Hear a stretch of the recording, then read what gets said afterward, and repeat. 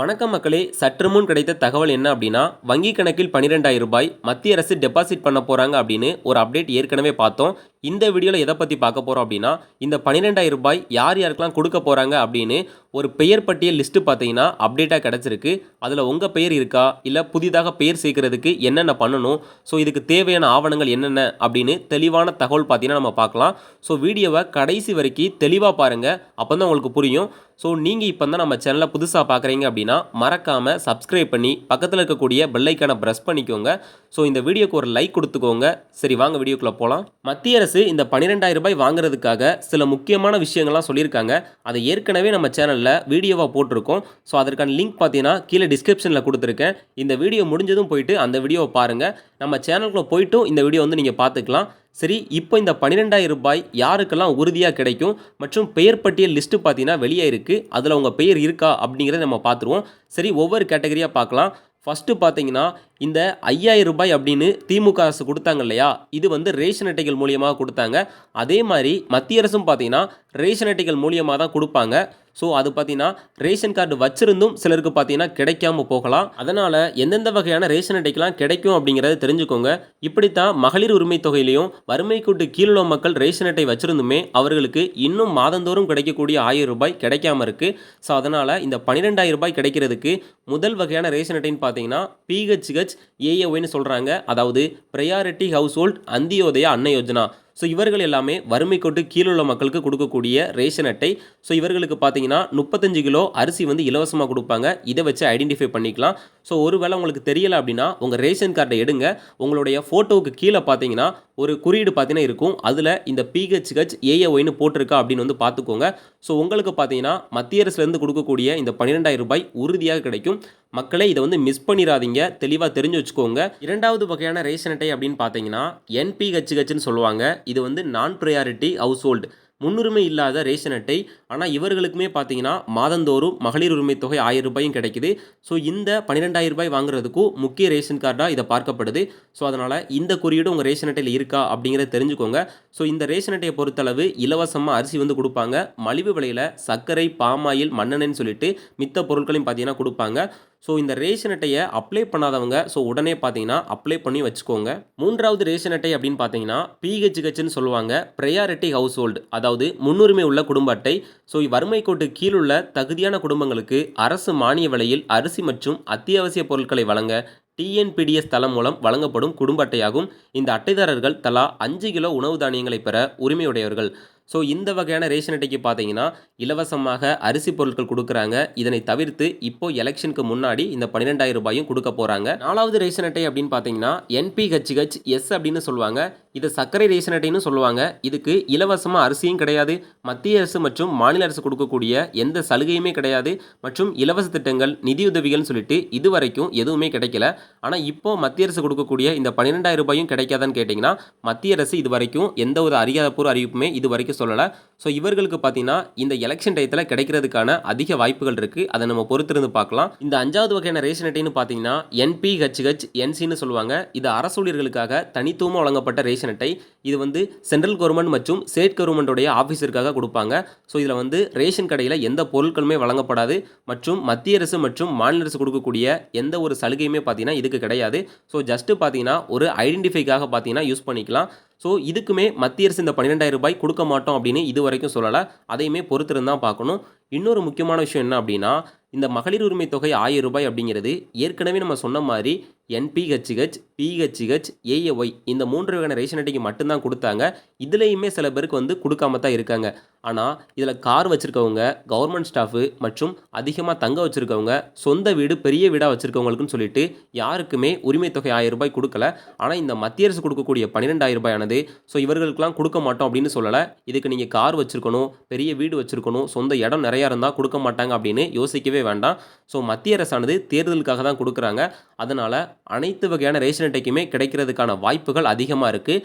முடிஞ்ச அளவு உறுதியாக பார்த்தீங்கன்னா கிடைக்கும் அப்படின்னா ஒரு 3 வகையான ரேஷன் அட்டை நம்ம ஏற்கனவே சொன்ன மாதிரி கிடைக்கும். மத்திய அரசினுடைய இந்த 12,000 ரூபாய் வாங்குறதுக்கு சில முக்கியமான விஷயங்களை நீங்கள் கடைப்பிடிக்கணும். அதாவது சென்ட்ரல் கவர்மெண்ட்டுடைய இந்த 3 ஸ்கீமில் பார்த்தீங்கன்னா ஏதாவது ஒரு ஸ்கீமில் வந்து நீங்கள் சேர்ந்துருக்கணும். ஸோ இனிமேல் புதிதாக அப்ளை பண்ண போகிறீங்க சேர போகிறீங்க அப்படின்னு நினச்சா கூட இனிமேலும் சேர்ந்துக்கலாம். அப்படி இருக்கவங்களுக்கும் பார்த்தீங்கன்னா 12,000 ரூபாய் உறுதியாக கிடைக்கும் அப்படின்னு சொல்லியிருக்காங்க. அதாவது முதல் ஸ்கீம்னு பார்த்தீங்கன்னா பிஎம் கிசான். இது நிறையா பேர் வந்து கேள்விப்பட்டிருப்பீங்க. ஆல்ரெடி நிறையா பேர் ஸ்கீமில் இருப்பீங்க. ஸோ இந்த பிஎம் கிசான் சம்மன் நிதி யோஜனா அப்படின்னு வந்து சொல்லுவாங்க. இந்திய அரசால் சிறு குறு விவசாயிகளுக்கு ஆண்டுக்கு 6,000 ரூபாய் நிதியுதவி வழங்கும் திட்டமாகும். இத்தொகை தலா 2,000 ரூபாய் வீதம் 4 மாதங்களுக்கு ஒரு முறை என 3 தவணைகளாக நேரடி வங்கி கணக்கில் வழங்கப்படுகிறது. இத்திட்டத்தில் சேர இகேஒய்சி கட்டாயமாகும். மேலும் 22வது தவணை 2026 பிப்ரவரி இறுதியில் அல்லது மார்ச் மாதத்தில் வெளியாகும் என எதிர்பார்க்கப்படுகிறது. ஸோ ஏற்கனவே பார்த்தீங்கன்னா இந்த ஸ்கீம் மூலியமாக வருஷத்துக்கு 6,000 ரூபாய் கொடுக்குறாங்க. 4 மாதத்துக்கு ஒரு முறை 2,000 ரூபாய் அப்படின்னு உங்களுடைய வங்கி கணக்கில் நேரடியாக பார்த்தீங்கன்னா வர வைக்கிறாங்க. ஸோ இதில் பார்த்தீங்கன்னா இகேஒய்சி அப்படிங்கிறது கட்டாயம் அப்படின்னு சொல்லியிருக்காங்க.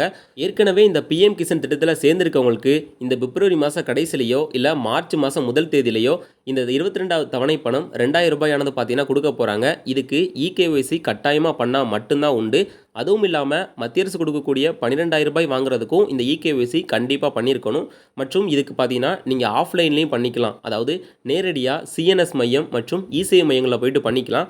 இல்லை உங்களுக்கு தெரிஞ்சவங்க மூலியமாக நீங்கள் ஆன்லைன்லேயும் பண்ணிக்கலாம். இதுக்கு pmkisan.government.in அப்படிங்கிற அதிகாரப்பூர்வ சென்ட்ரல் கவர்மெண்ட்டுடைய வெப்சைட் இருக்குது. ஸோ இதெல்லாம் உங்களுக்கு பெரிய கஷ்டமாக இருக்குது அப்படின்னா முடிஞ்ச அளவு நேரில் போயிட்டு பண்ணிக்கோங்க. அதான் உங்களுக்கு பிரச்சனை இல்லாமல் முடியும். ஏற்கனவே பிஎம் கிசான் திட்டத்தில் இருந்து 5 தவணை வரைக்கும் பணம் வந்திருக்கும். சில பேருக்கு 10 தவணை 15 தவணை வரைக்குமே பணம் வந்திருக்கும்.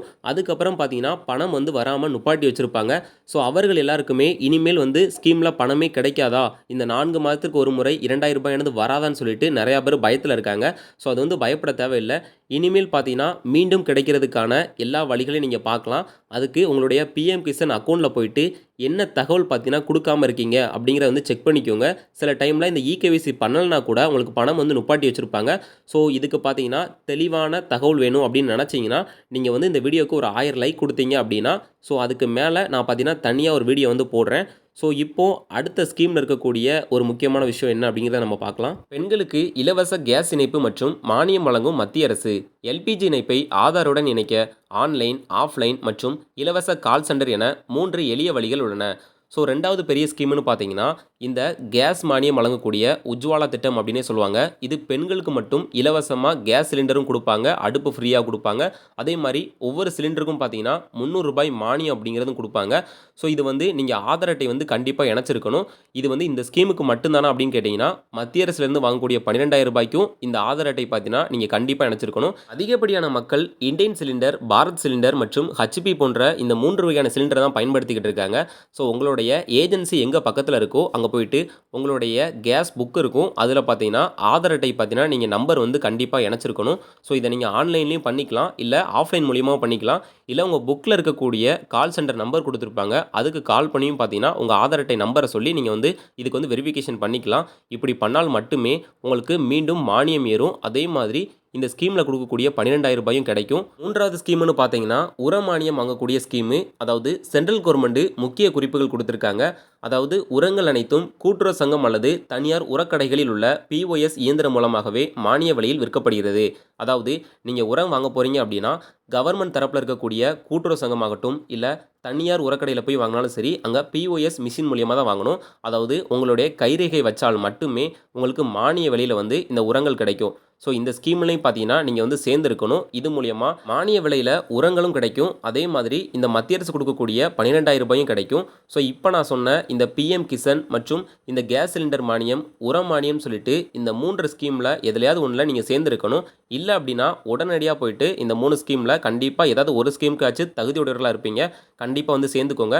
சில பேர் இன்னும் இந்த 3 ஸ்கீம்லையுமே அப்ளை பண்ணி வச்சுருப்பாங்க. சில பேர் ஆல்ரெடி இந்த 3 ஸ்கீம் மூலியமாகவும் பயன்படுத்திக்கிட்டு இருப்பாங்க. உங்கள் எல்லாருக்குமே கண்டிப்பாக இந்த 12,000 ரூபாய் அப்படிங்கிறது கிடைக்கும். சரி, இனிமேல் இதுக்கு தேவையான ஆவணங்கள் அப்படின்னு பார்த்தீங்கன்னா இந்த 3 ஸ்கீமுக்கும் பொதுவான ஆவணங்கள்ங்கிறது முக்கியமாக ஆதார் அட்டை தேவைப்படும். அதே மாதிரி ரேஷன் கார்டு தேவைப்படும், உங்களுடைய பாஸ்போர்ட் சைஸ் ஃபோட்டோ, அதே மாதிரி உங்கள் இடத்தினுடைய பட்டா, சிட்டா மற்றும் பத்திரம் தேவைப்படும். ஸோ இது எல்லாமே பார்த்தீங்கன்னா நீங்கள் வச்சுருப்பீங்க. இதை தாண்டி ஒரு சில இடங்களில் பார்த்தீங்கன்னா ஒரு சில ஸ்கீம்ஸுக்கு வருமான சான்றிதழ் அப்படிங்கிறதும் கேட்குறாங்க. ஸோ இதையுமே பார்த்தீங்கன்னா நீங்கள் வந்து வாங்கி வச்சுக்கோங்க. ஸோ மத்திய அரசானது இந்த ரூ. 12,000 எப்போ கொடுக்க போகிறாங்க அப்படின்னா, ஸோ தேர்தலுக்கு முன்பாக பிரதமர் நரேந்திர மோடி அவர்கள் அதாவது தமிழகத்துக்கு வந்து வருகை தர போகிறதா சொல்லியிருக்காங்க. ஸோ அப்போது இதுக்கான அதிகாரப்பூர்வ தேதியை அறிவிக்க போகிறதாகவும் சொல்லியிருக்காங்க. ஸோ இதுக்கான கூட்டங்கள் பார்த்தீங்கன்னா ஆல்ரெடி ரூ. 12,000 எப்படி கொடுக்கணும், ஸோ எதன் மூலியமா கொடுக்கணும் அப்படின்னு சொல்லிட்டு ஆல்ரெடி ரகசிய கூட்டம் போட்டு ஆலோசனை எல்லாம் முடிஞ்சிருச்சு. ஸோ மோடி அவர்கள் தமிழகத்துக்கு வந்ததும் இதற்கான அதிகாரப்பூர்வ அறிவிப்பு பார்த்தீங்கன்னா வெளியாகும். அதே மாதிரி மக்களுடைய கைகளில் பார்த்தீங்கன்னா பணம் போய் சேராது. அவருடைய வங்கி கணக்கு நேரடியாக பார்த்தீங்கன்னா பணங்கள் போய் சேரும். ஸோ இதுக்கு பார்த்தீங்கன்னா தனியாக அப்ளை பண்ணணுமா அப்படின்னு கேட்டிங்கன்னா, ஸோ அதற்கான எந்த ஒரு கிரைட்டீரியாவும் இதுவரைக்கும் சென்ட்ரல் கவர்மெண்ட்லேருந்து கொடுக்கல. ஏன்னா எப்போ இந்த ரூ. 12,000 கொடுக்கறதுக்கான ஜிஓ பாஸ் ஆகுதோ, அதாவது கவர்மெண்ட் சைட்லேருந்து அஃபிஷியல் அப்டேட் வருதோ, அதுக்கப்புறம் தான் பார்த்தீங்கன்னா இதற்கான வழிகாட்டு நெறிமுறைகள் எல்லாமே சொல்லுவாங்க. ஸோ முடிஞ்ச அளவு பார்த்தீங்கன்னா மக்கள் வந்து நேரடியாக திரும்ப இந்த ஸ்கீமுக்கு அப்ளை பண்ணுற மாதிரி தான் இருக்கும். அதுக்கு இப்போ நான் சொன்ன ஆவணங்கள் எல்லாமே தேவைப்படும். இதை வச்சு நீங்கள் அப்ளை பண்ணி ஸோ எலெக்ஷனுக்கு முன்பாகவே மொத்தமாக ரூ. 12,000 அப்படிங்கிறது கிடைக்கும். எனக்கு தெரிஞ்சு பொறுத்தளவு பார்த்தீங்கன்னா, ஸோ மார்ச் மாத கடைசிலேயோ இல்லைனா ஏப்ரல் மாதம் இடையிலேயோ பார்த்தீங்கன்னா இந்த அமௌண்ட் வந்து உங்களுக்கு வரும். ஏன்னா திமுக ஆல்ரெடி ரூ. 5,000 அப்படிங்கிறது கொடுத்துருக்காங்க. ஸோ இதை மறக்கணும் அப்படின்னா எலெக்ஷனை ஒட்டி தான் பார்த்தீங்கன்னா இந்த ரூ. 12,000 மொத்தமாக கிடைக்கும்.